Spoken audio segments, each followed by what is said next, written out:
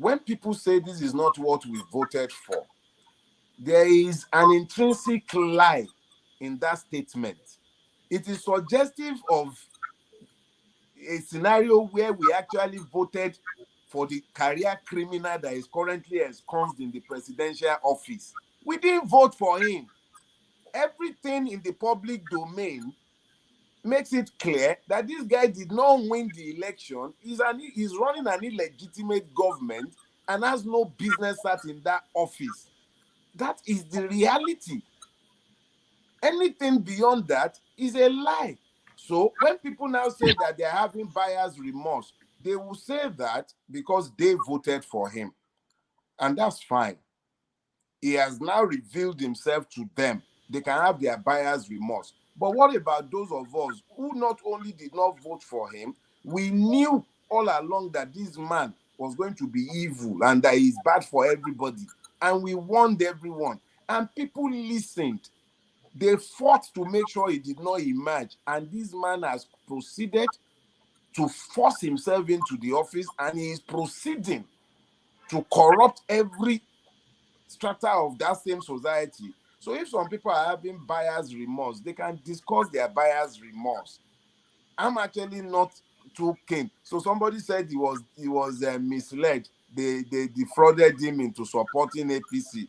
Look, for anyone to have supported Bola Tinubu, or if I may correct myself, for anyone to have supported the man labeled as Bola Tinubu, the person is prima facie either stupid or evil. They have to decide which one they are, because the man has sufficiently introduced himself. You do not know his parentage. You don't know his schooling.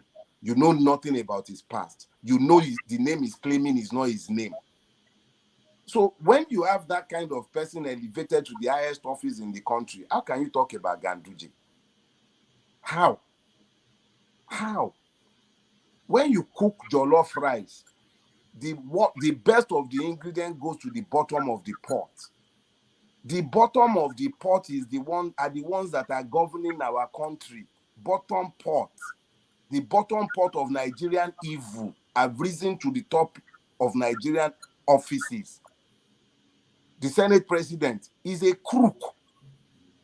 The president is a crook. Who is it in that place that is governing Nigeria today that is not essentially a crook? Who? A state that kills and denies its complicity in his own murder, in the murder of those who should be citizens and protected by it, and uses state machinery to cover up the fact of his complicity in the murder of his own people. Is that a country? Is that a state? Is that the place where we begin to talk about some idiots who sold their consciences and they are now having buyer's remorse? Everybody are going to eat this breakfast. My hope is that the breakfast everybody is going to eat would unite us as a people, so that we stop all this stupid quibbling about tribes, about ethnicity, about religion, about nonsense. The people who are busy enslaving all of us, they don't quarrel about anything. They are united. They can quarrel about sharing it. How many people have shouted amongst the people who went to the National Assembly?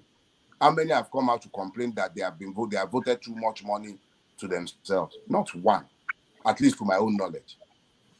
So why do we, the people, continue to divide ourselves and then strengthen the chains binding us?